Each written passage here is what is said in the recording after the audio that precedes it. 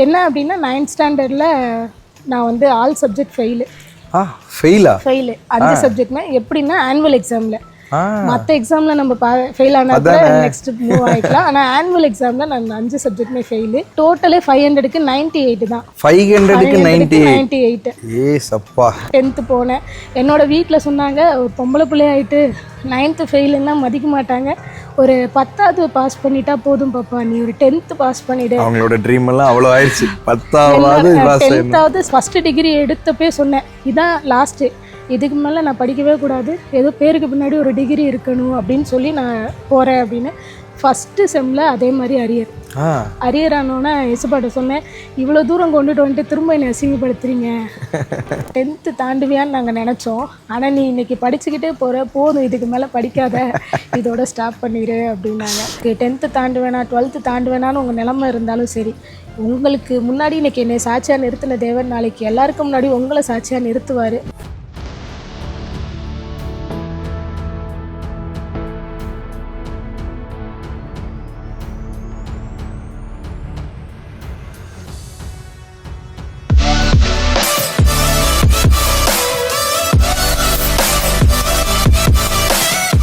Price Lord friends, இந்த கனவு பாதை நிகழ்ச்சிக்கு உங்கள் யாவரையும் அன்போடு வாழ்த்தி வரவேற்கிறேன்.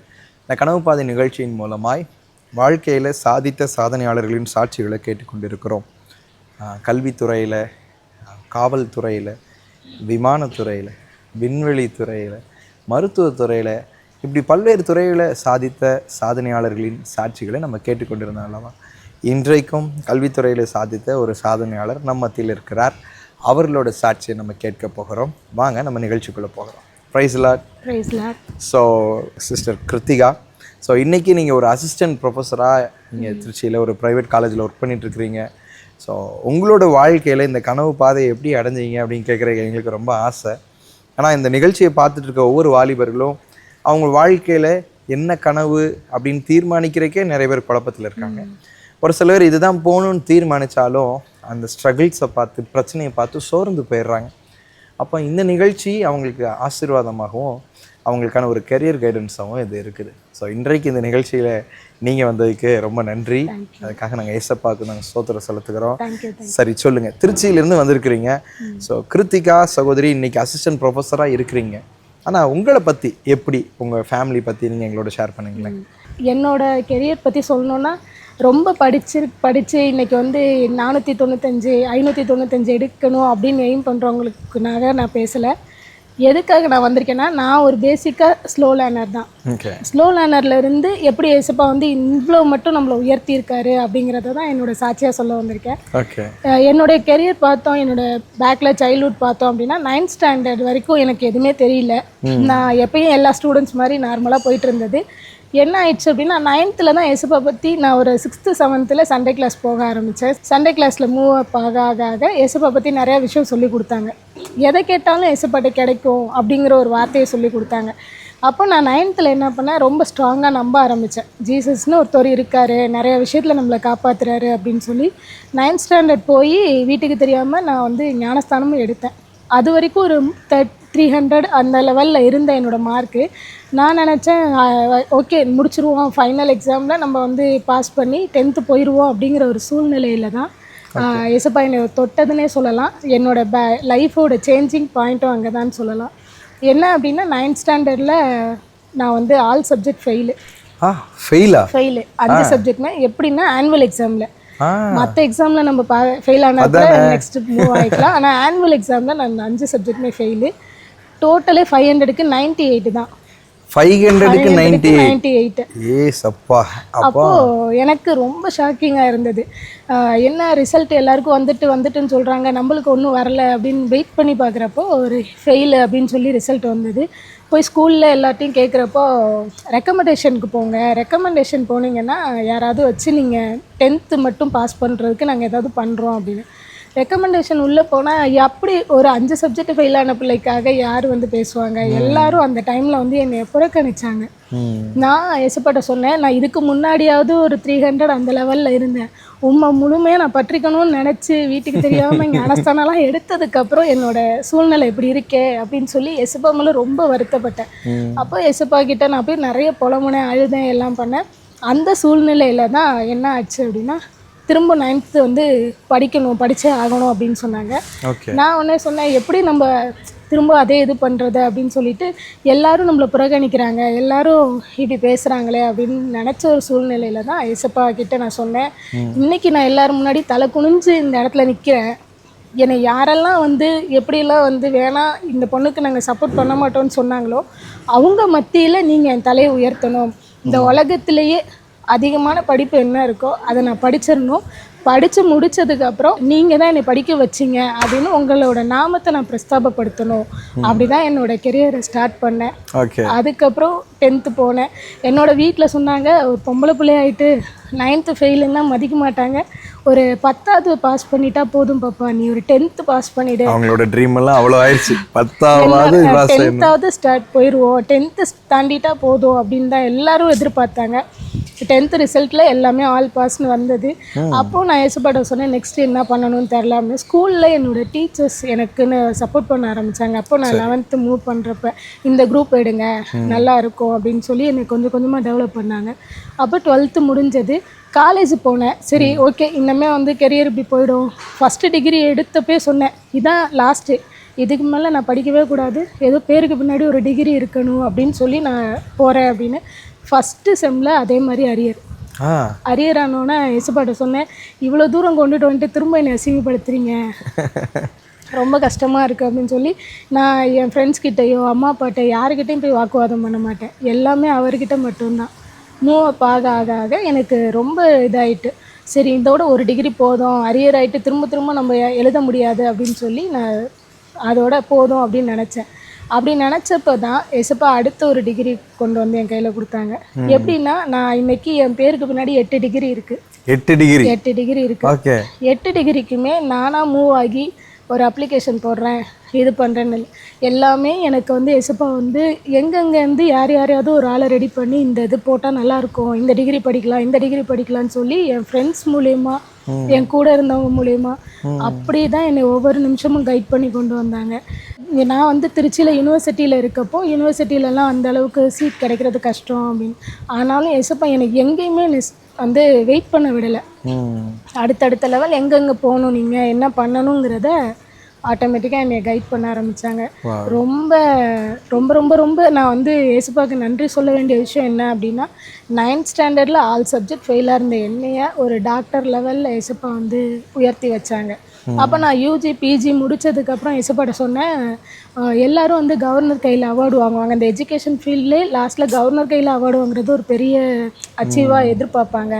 எனக்கு அந்த மாதிரி ஒரு சான்ஸ் கிடைக்கணும்னா பிஹெச்டி முடிச்சிட்டா அது கிடச்சிரும் அப்படின்னு. ஆனால் நான் எதிர்பார்த்ததை அதுக்கு முன்பாகவே என்ன பண்ணாங்க அப்படின்னா, நான் மற்ற டிகிரி மாதிரியே போயிட்டு இருந்த ஒரு சூழ்நிலையில் தான் ஏசப்பா வந்து யூனிவர்சிட்டியில் கோல்டு மெடல் கொடுத்தாங்க. கோல்டு மெடல் கொடுத்து அதில் ஃபஸ்ட்டு டைம் நான் கவர்னர்கிட்ட சென்னையில் அவார்டு வாங்க கிருபை செஞ்சாங்க. அதுக்கப்புறம் நான் எதிர்பார்த்த பிஹெச்டி முடித்து திரும்பவும் கவர்னர் கையில் அவார்டு வாங்க கிருபை செஞ்சாங்க. நான் வந்து ஒரு டைம் எதிர்பார்த்தேன், ஆனால் அவர் மேலே வைத்த கிருபையில் ரெட்டிப்பான ஆசீர்வாதத்தை கொடுத்தாங்க.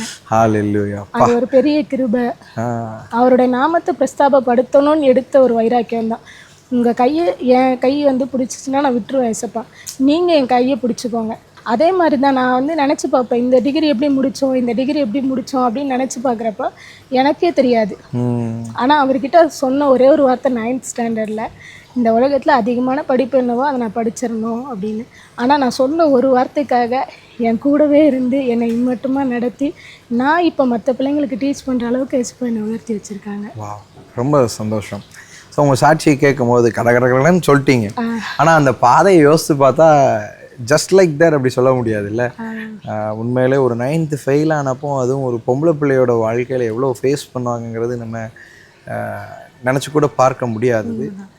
ஏன்னா தமிழ்நாட்டை பொறுத்தவரை பெண் கல்விங்கிறது என்னதான் அநேகரால் அது உரிமைக்கு கொண்டு வரப்பட்டாலும் அநேகர் இன்றைக்கும் அதுக்கு போராடி கொண்டு இருக்கிறாங்க. நிறைய பிள்ளைங்க படிப்பு இல்லாமல் தான் கஷ்டப்படுறாங்க. ஆனால் ஆண்டவர் வந்து உங்களை கைவிடவே இல்லை. 9th ஸ்டாண்டர்டில் ஃபெயில்னாலும் என் மகள் அவள் எனக்கானவள் அப்படின்னு சொல்லிட்டு உங்களுக்கான பாதையை அவர் தீர்மானம் பண்ணி அழகாக கூட்டு கொண்டு வந்திருக்கிறார். சரி, நீங்கள் அழகாக கடந்து கொண்டு வந்து ப்ரொஃபஸர் ஆகிட்டீங்க. அந்த டைம்லேயே உங்களுக்கு தோணுச்சு, இல்லை காலேஜ் ப்ரொஃபஸராக தான் ஆகணும், பிஹெச்டி நான் முடிச்சே தீரணும் அப்படிங்கிறதுக்கான ஒரு ஹூக்கா வேற எது உங்களுக்கு மாறுச்சு? ஏதாவது ஒரு சம்பவம் உங்களுக்கு அப்படி நடந்ததா? இருக்கு. என்னன்னா எல்லாரும் போயிட்டு நம்ம டென்த்து எக்ஸாமுக்கு முன்னாடியோ நான் வந்து டென்த்து லீவ்லலாம் என்ன பண்ணுவோம், டைப்பிங் கிளாஸ் போவோம். டைப்ரைட்டிங் இந்த மாதிரி கவர்மெண்ட் கிளாஸஸ் ஏதாவது இருந்தால் போகிறப்போ அப்போ வந்து நம்மளை வந்து க்ரீன் சைன் வாங்கிட்டு வர சொல்லுவாங்க. அதாவது கவர்மெண்ட் எக்ஸாம் நம்ம எதுக்கு அப்ளை பண்ணாலும் அட்டஸ்டேட்டை நீங்கள் வாங்கிட்டு வரணும் அப்படின்னு சொல்லி. அப்போ நான் என்ன பண்ணேன், ஒருத்தவங்க கிட்டே போயிட்டு அவங்க கவர்மெண்ட் அட்டஸ்டேட் போட்டு கொடுத்தாங்க. போட்டு கொடுக்குறப்ப நான் என்னை இப்போ சின்ன வயசுலேருந்தே என்னை நல்லா தெரியும் அவங்களுக்கு, என் கூடவே இருந்திருக்காங்க, என்னை பார்த்துருக்காங்க. நான் போய் சைனுக்கு நிற்கிறப்போ உன்னோட ஒரிஜினல் சர்டிஃபிகேட்ஸ்லாம் எடுத்துகிட்டு வாமா, அப்போ தான் நாங்கள் போட்டு கொடுப்போம் அப்படின்னாங்க. நான் சொன்னேன், அங்கிள் என்னை தெரியும் இல்லை அங்கிள், நான் இவ்வளோ தூரம் எல்லாம் பண்ணியிருக்கேன், இதில் இருக்க எல்லாமே என்கிட்ட ஒரிஜினல் இருக்குது, சரி நீங்கன்றனால நான் எடுத்துகிட்டு வராமான்ட்டேன். இல்லை நீங்கள் எடுத்துகிட்டு வந்தால் தான் நான் போட்டு கொடுப்பேன். என்னை நம்பவே இல்லை அந்த டைமில். எனக்கு என்ன தோணுச்சுன்னா, சரி படிக்காத பிள்ளை, ஏன்னா நாங்கள் என்னோடய ஏரியாவாக இருக்கட்டும், நாங்கள் வசிக்கிற ஊரில் எல்லா இடத்துலையுமே நான் 9th ஃபெயிலுங்கிறது எல்லாரும் அறிஞ்ச ஒரு விஷயம். அப்போ தான் நான் எசப்பட்ட சொன்னேன், எல்லாரும் என்னை பார்க்குற டைமில் நீங்கள் என் தலையை உயர்த்தணும் அப்படின்னு. அப்போ எனக்கு ரொம்ப ஒரு மாதிரி கில்ட்டியாக ஃபீல் ஆயிடுச்சு. நம்மளை தெரிஞ்சவங்க தானே, ஏன் இப்படி நம்மளுக்கு ஹெல்ப் பண்ணலை, அப்போ நம்மளை வந்து இன்னமும் அவங்க லோவாக தான் நினைக்கிறாங்க. அப்போ நான் ஏசப்பா அவங்க வீட்டுக்கு வெளியில் வரப்போ நான் சொன்னேன், நெக்ஸ்ட்டு நான் க்ரீன் சைன் போடணும் ஏசப்பா, அதுக்கு நான் அடுத்தது என்ன பண்ணணும். நான் 9th பொருத்தனை கொடுத்தது அது இன்னும் எனக்கு கம்ப்ளீட் ஆகலை, ஆனால் இதையும் அவர்கிட்ட நான் சொன்னேன், நான் நெக்ஸ்ட்டு க்ரீன் சைன் பண்ணணும். க்ரீன் சைன் பண்ணணுன்னா என்ன பண்ணணும்னா, நம்ம ஒரு கவர்மெண்ட்டில் நல்ல போஸ்டிங்கில் இருக்கணும், அப்படி இல்லைனா பிஹெச்டி முடித்து ஒரு போஸ்டிங் லெவலில் நம்ம இருந்தால் நம்ம அதை ஈஸியாக பண்ணலாம். அப்போ என் மைண்டில் தோணுச்சு, பிஹெச்டி கண்டிப்பாக இவருக்காகவாது நம்ம பண்ணிடணும். எல்லாருக்கும் முன்னாடி நம்ம வந்து எல்லாருக்கும் அவங்க காசு வாங்கிட்டு தான் எல்லோரும் அதை பண்ணுவாங்க, நான் உங்கள் நேமை சொல்லி நான் ஃப்ரீயாக பண்ணி தரேன் ஏசப்பா அப்படின்னு சொல்லி அந்த ஆசையை ஏசப்பா நிறைவேற்றி. கண்டிப்பாக ஒரு சின்ன ஜெபம் கூட ஏசப்பா கேட்குறாருல்ல. நம்ம அந்த நேரத்தில் ஒருவேளை அது ஒரு நேரத்துக்காக பண்ண ஜெபமாக கூட இருக்கலாம், அதுக்குன்னு ஒரு டிசைர்லாம் அப்படி இல்லை. ஜெபம் கூட சொல்லலை, நம்மளுடைய இருதயத்தின் நினைவுகளை. நான் வாயை திறந்து கூட ஏசப்பட சொல்லலை. 9th எல்லாரும் முன்னாடி அழுதுட்டு இருக்க போய் வாயை திறந்து கூட நான் ஏசப்பட சொல்லலை, முழங்கால் போட்டு கூட ஜெபிக்கலை. இருதயத்தில் ஒரு கண்ணீரோடு நம்மளுடைய கவலை எப்படி இருக்குன்னு உங்களுக்கு தெரியும்ல, அந்த வலி வேதனையில் அவர்கிட்ட சொன்ன ஒரே ஒரு வார்த்தை, அந்த வார்த்தையை நம்மள்கிட்ட சொல்லிட்டா அதை நம்ம விடக்கூடாதுன்னு ஒரு அப்பா ஸ்தானத்தில் இருந்து, அப்பான்றதை விட அதுக்கும் மேலே எல்லாமே சொல்லலாம் அவரை, அப்படி என்னை நடத்தினார். வா, ரொம்ப சந்தோஷம் சிஸ்டர். ஸோ ஒரு தகப்பனை விட மேலே இருந்து என் பிள்ளை இந்த இடத்துல அவமானப்பட்டு வாயை திறந்து கேட்டா நானும் சைன் போடணும் அப்படின்னு, அதை அவர் மனசில் வச்சு அதை அவர் அழகாக அவர் நிறைவேற்றுறாருங்கிறப்போ நம்மளுடைய தேவனை போல் ஒரு உண்மையுள்ள தெய்வம் வேறு எதுவுமே இல்லை.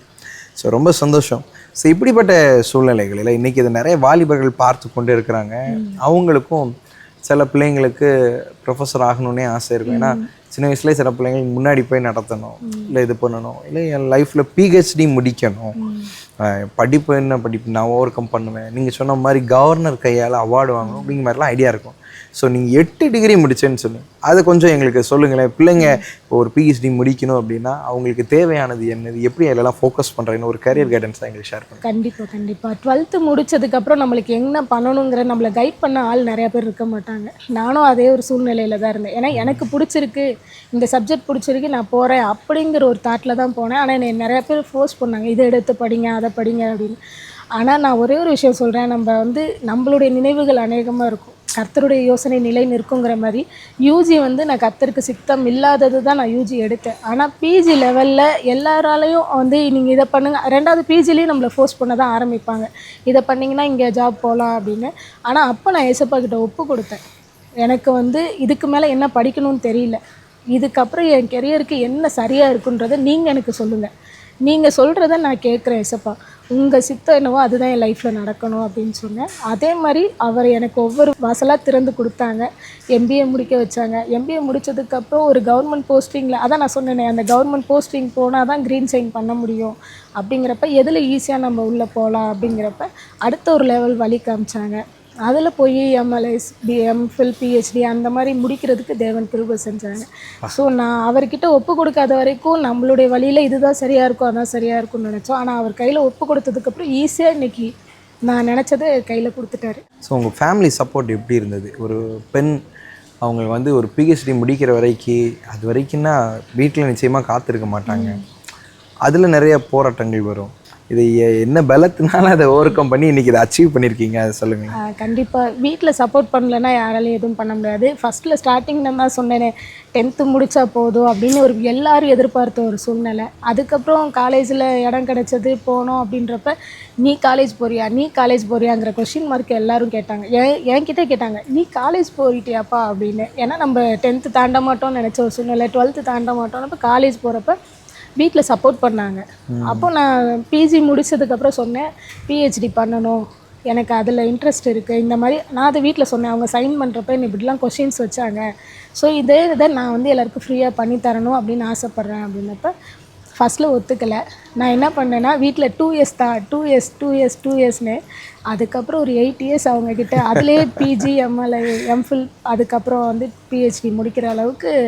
ஆனால் ரொம்ப பொறுமையாக காத்திருந்தாங்க. அப்போ எங்கள் வீட்டிலே சொன்னாங்க, 10th தாண்டுவியான்னு நாங்கள் நினச்சோம், ஆனால் நீ இன்றைக்கி படிச்சுக்கிட்டே போகிற, போதும் இதுக்கு மேலே படிக்காத, இதோட ஸ்டாப் பண்ணிடு அப்படின்னாங்க. ஆனாலும் பிஹெச்டி லெவலுக்கு நான் போயிடணும்.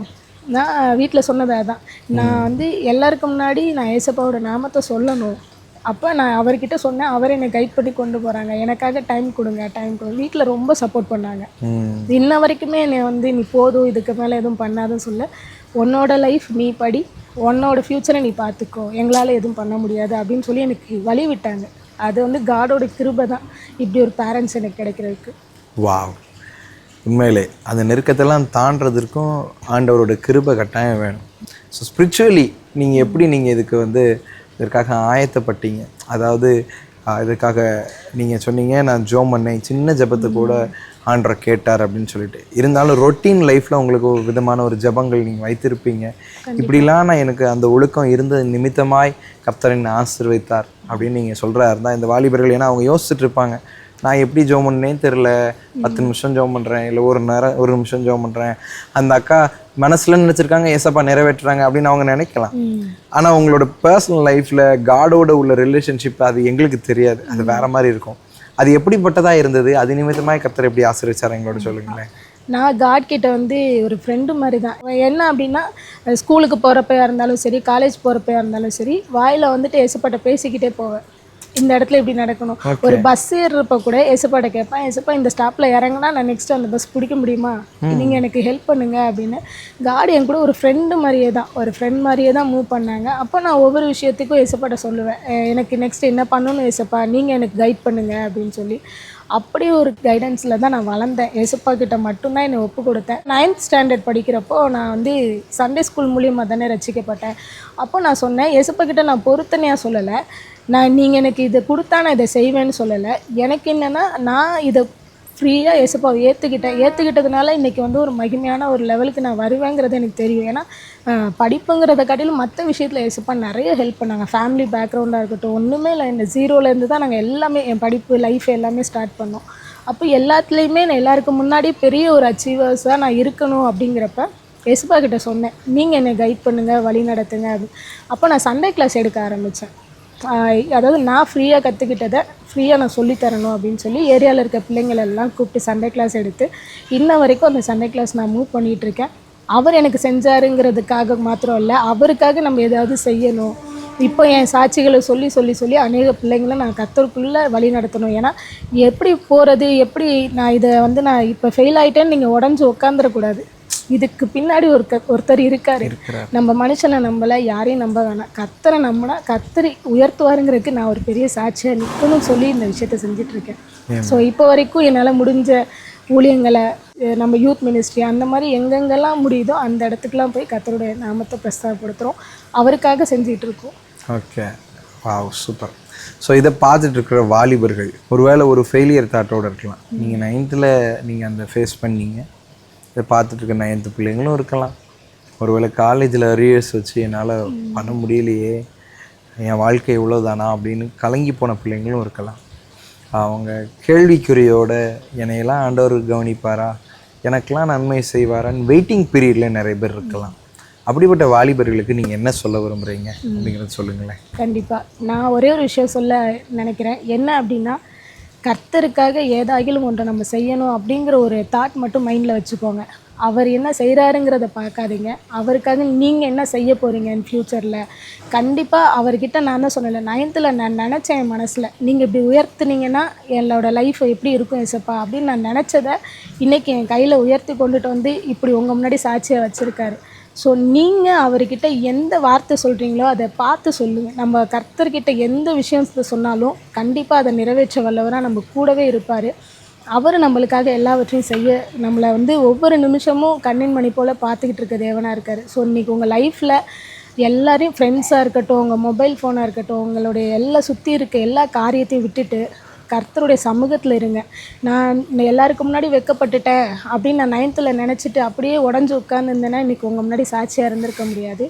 எனக்கு கைப்பிடிச்சி தூக்குறதுக்கு ஒரு கடவுள் இருக்காருன்னு நம்பினேன், இன்றைக்கி தூக்கிட்டாரு. ஸோ நீங்களும் அதே மாதிரி இன்றைக்கி எந்த ஒரு சோர்வில் இருந்தாலும் சரி, நான் வந்து எனக்கு 10th தாண்டுவேனா 12th தாண்டுவேனான்னு உங்கள் நிலமை இருந்தாலும் சரி, உங்களுக்கு முன்னாடி இன்றைக்கி என்னை சாட்சியாக நிறுத்தின தேவன் நாளைக்கு எல்லாருக்கும் முன்னாடி உங்களை சாட்சியாக நிறுத்துவார். ஸோ கண்டிப்பாக அவருடைய கரத்தை மாத்திரம் நீங்கள் பிடிக்காதீங்க, அவரை பிடிச்சிக்க சொல்லுங்கள். ஒவ்வொரு நிமிஷமும் நான் வந்து ஏசப்பா கிட்ட என்னோடய எக்ஸாம் எழுதி முடித்ததுக்கப்புறம் கை வச்சு ப்ரேயர் பண்ணி தான் அந்த பேப்பரை சப்மிட் பண்ணுவேன். அதே மாதிரி எக்ஸாம் டைமில் எழுதி முடித்ததுக்கப்புறம் ஒரு செகண்ட் அவர்கிட்ட அந்த கையை வச்சு, இது உங்கள் கையில் கொடுத்துட்றேன் ஏசப்பா, இந்த எக்ஸாம் பேப்பரை நீங்கள் கரெக்ட் பண்ணி கொடுங்க, இதில் என்ன பண்ணணுங்கிற, மார்க் எவ்வளோ வரணுங்கிறத நீங்கள் போட்டு கொடுங்கன்னு சொல்லி அவர்கிட்ட கொடுத்துட்டு வாங்க. கண்டிப்பாக நீங்கள் எந்தெந்த இடத்துலலாம் தலை குனிஞ்சிங்களோ அதே இடத்துல தேவன் உங்களை தலை நிமிர செய்வார். அதுக்கு நான் ஒரு சாட்சி உங்கள் முன்னாடி. ஆமாம். ஸோ தேங்க்யூ ஸோ மச் இன்றைக்கி உங்கள் சாட்சி எங்களோட பகிர்ந்து கொண்டதுக்கு. நிச்சயமாக அது எனக்கே ஆசீர்வாதமாக இருந்தது, பார்த்துட்டு இருக்க வாலிபர்களுக்கு அது ஆசீர்வாதமாக இருக்கும் அப்படின்னு சொல்லி கர்த்தருக்குள்ள விசுவாசிக்கிறேன். உங்களோட டைமை கொடுத்து இங்கே 4 மாடி வரைக்கும் வந்து உங்கள் சாட்சியை பகிர்ந்து கொண்டதுக்கு ரொம்ப நன்றி. தேங்க்யூ. என்ன ஃப்ரெண்ட்ஸ், சாட்சியை கேட்டிங்களா? ஸோ அந்த கிருத்திகா அக்காவோட வாழ்க்கையில் ஆண்டவர் பெரிய காரியங்களை செஞ்சுருக்கிறார். நீங்கள் இன்றைக்கி ஃபெயிலியரில் இருக்கீங்களா? வாழ்க்கையில் முடியாது அப்படிங்கிற சூழ்நிலையில் இருக்கீங்களா? எனக்கு இதெல்லாம் நடக்காது, வாய்ப்பே இல்லை அப்படின்னு நீங்கள் நினச்சிட்ருக்கீங்களா? அவங்களுக்கு அவங்க அப்பா அம்மா கூட நினச்சாங்க 10th மட்டுமாவது நீ பாஸ் ஆகணுமா.